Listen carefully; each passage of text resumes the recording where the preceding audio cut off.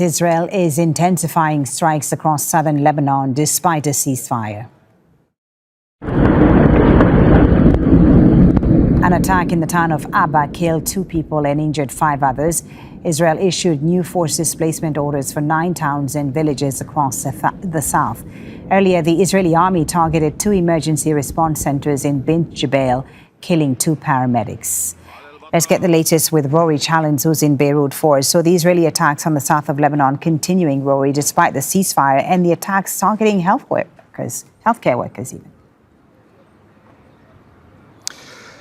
Yeah, so far we've heard of at least 13 airstrikes going on across just the Nabatieh district of southern Lebanon. A reminder, Nabatieh is north of the Yellow Line. It's north of the Litani River, which Israel has said is basically the limit of the buffer zone that it's trying to carve out in southern Lebanon. There have been forced evacuation orders for at least 9 towns and villages. They go across the Jazeera, Nabatieh and West Bekaa areas, but it's Nabatieh that is the focus of Israel's military pressure today, at least. We know of several deaths that have taken place so far today. There have been 2 people killed in Abba, as you said in your introduction there. We know of 1 other person who's been killed and his brother injured in a drone strike on their car. That was in the Bint Jbeil area.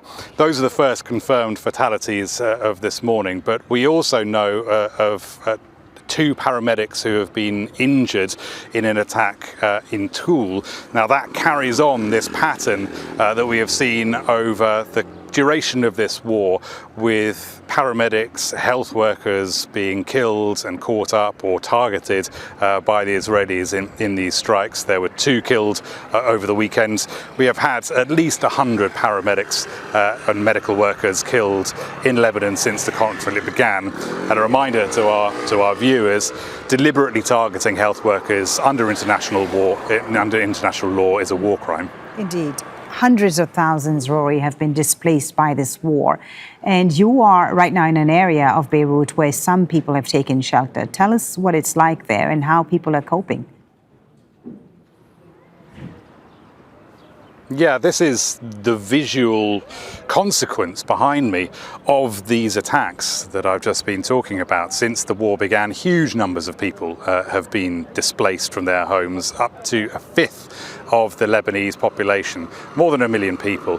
Some of them have come to this area. This is the waterfront in Beirut, and the people who are in these tents behind me, they come from right down near the border, from the village of Kila, and they have put that sign on the lamppost behind me, on the traffic light behind me, reminding people where they've come from. They say that when they can go back to their village, they will take their tents, they will take their sign, and they will put it on the rubble of their home.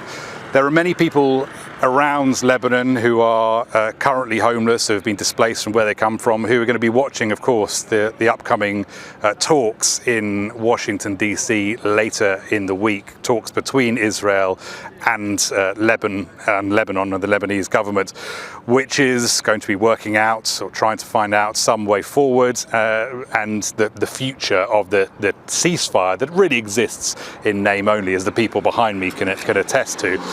But if that ceasefire holds, if it actually solidifies into something more durable, well, the people who have been displaced in their home, the people behind me in these tents, they might be able to think about going home, but they can't yet. Thank you so much, Rory, for your reporting. That's Al Jazeera's Rory Challands live there in Beirut.